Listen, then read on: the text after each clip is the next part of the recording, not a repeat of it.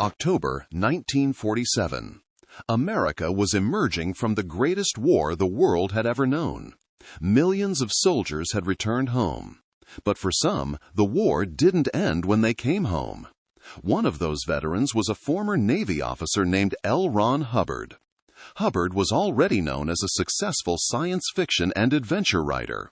But behind the public image, something was wrong. In October 1947, Hubbard wrote to the Veterans Administration asking for psychiatric help. He described difficulty regaining his equilibrium after returning to civilian life, prolonged periods of depression, and suicidal thoughts. These were Hubbard's own descriptions of his condition. At this point, there was no Scientology, no Church of Scientology, no Thetan.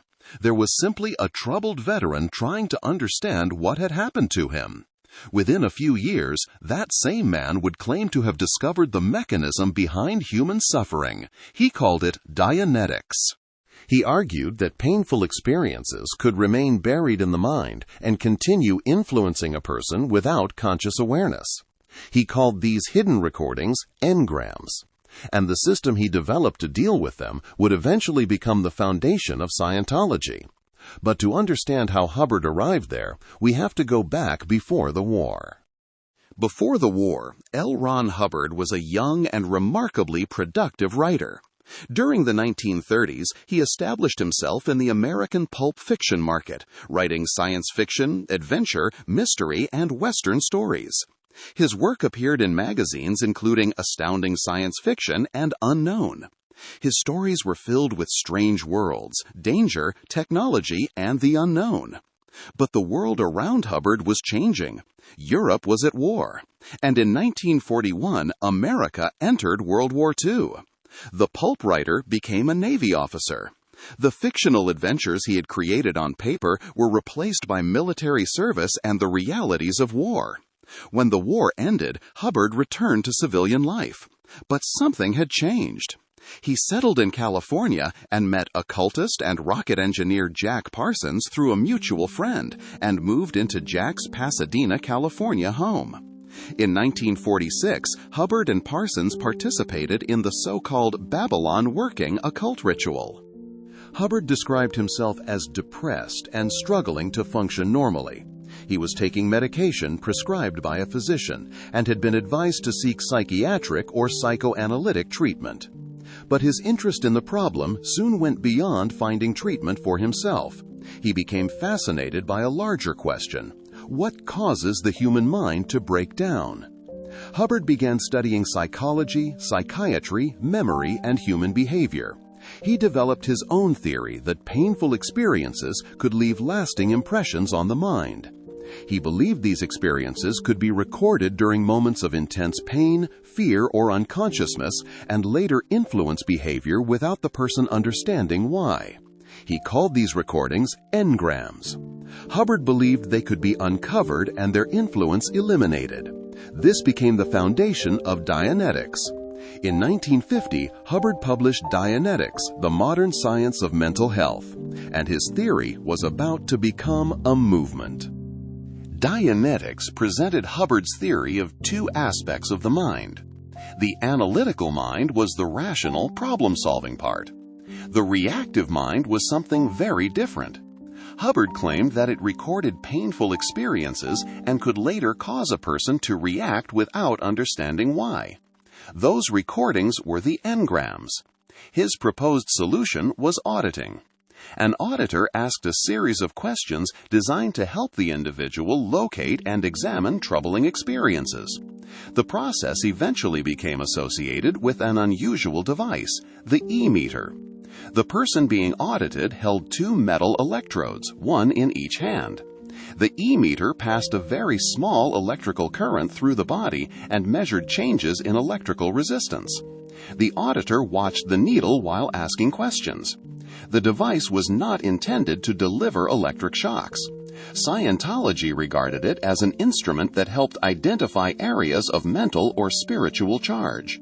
Hubbard claimed that continued auditing could eliminate the harmful effects of engrams. The ultimate goal was a state called clear. A clear, according to Hubbard, had overcome the influence of the reactive mind and could function with greater freedom and ability. But Hubbard's ideas were about to go far beyond the mind. He began asking a much larger question: what is a human being? Hubbard's answer was that the individual was not fundamentally the body, and not fundamentally the mind. The real person, he said, was a spiritual being. He called it the Thetan. The term was derived from the Greek letter theta, but Hubbard gave it a specific Scientology meaning. The Thetan was the individual himself, an immortal spiritual being. According to Scientology, the Thetan existed before the present body and had inhabited many bodies throughout its existence. Death, therefore, did not end the individual. The Thetan simply left one body and eventually took another. Hubbard also taught that the Thetan originally possessed extraordinary abilities, but had become limited by the physical universe, matter, energy, space, and time, or MEST. Scientology's goal, therefore, expanded. It was no longer simply about eliminating painful memories. It was about restoring the spiritual abilities of an immortal being, and that required a path of progression. A series of increasingly advanced levels. That path became known as the bridge to total freedom. Dianetics had begun as a theory about the mind. Now Hubbard was building a spiritual system around the nature of existence itself. By the early 1950s, Hubbard's movement was changing. In 1952, he formally introduced Scientology. Dianetics had focused primarily on the mind. Scientology expanded the subject to the individual as an immortal spiritual being. The goal was spiritual freedom. To reach it, Hubbard developed a structured progression called the bridge to total freedom. The bridge is essentially Scientology's roadmap. A person progresses through courses, training, and auditing toward increasingly advanced spiritual states. One major milestone is clear. Beyond clear are the Operating Thetan levels, or OT levels. As Scientology teaches, progressing upward is supposed to increase the individual's awareness and ability as a Thetan. Members study Hubbard's writings, participate in auditing, and complete increasingly advanced courses. The lower levels can involve communication, personal improvement, ethics, and Dianetics. But the higher levels introduce a very different cosmology, previous existences, spiritual entities, extraterrestrial events, and teachings that were not generally presented to newcomers. One of the most famous is associated with OT3, and this is where the story becomes extraordinary. OT3 means Operating Thetan Level 3. It is not a person. It is an advanced level of Scientology training and auditing, and it is associated with one of Scientology's most controversial teachings, the Wall of Fire and the story of Xenu. But where did Hubbard say this story came from? He did not claim that Xenu appeared to him and told him the story. Hubbard presented the material as the result of his own spiritual research into what Scientology calls the whole track, the vast history of Thetans and their experiences. In 1967, Hubbard announced what he called a major breakthrough. He said he had penetrated the Wall of Fire, an event he placed approximately 75 million years in the past. According to the OT3 account, Xenu was the ruler of a vast extraterrestrial civilization.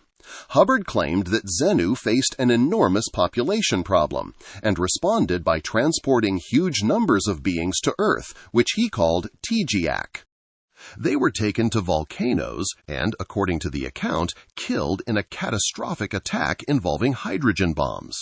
But Hubbard taught that the spiritual beings associated with those victims survived. They were subjected to implants and eventually became attached to human beings. Scientology calls these entities body thetans.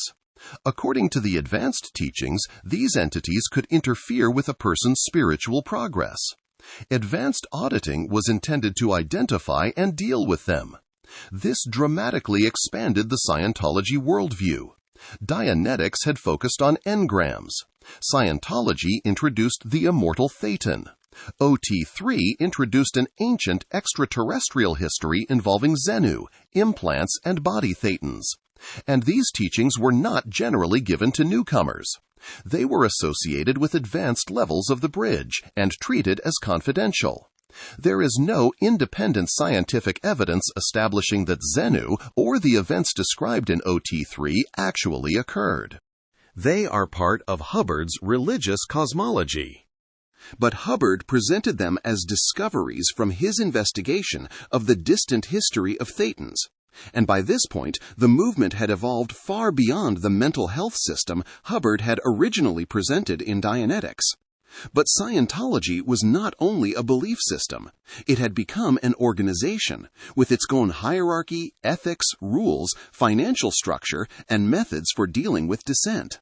And that is where the story takes its final turn. What began with a troubled veteran searching for answers eventually became one of the most controversial religious movements of the modern era. L. Ron Hubbard's ideas had evolved dramatically.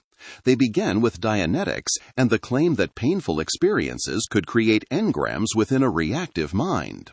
They expanded into the concept of the Thetan, an immortal spiritual being existing beyond the physical body.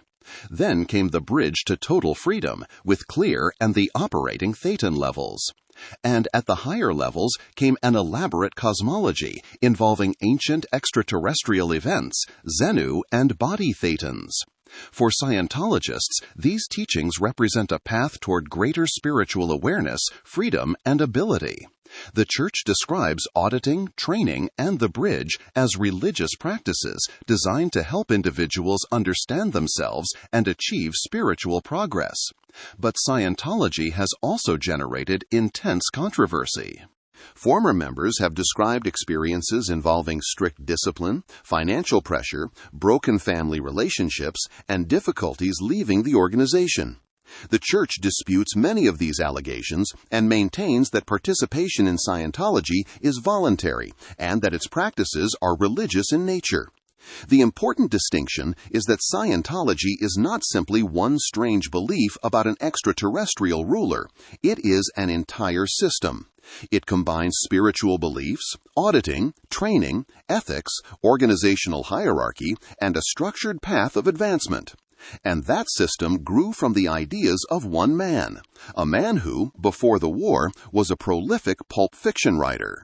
What L. Ron Hubbard ultimately created was a system that claimed to explain not only the human mind, but the human soul, and the nature of existence itself.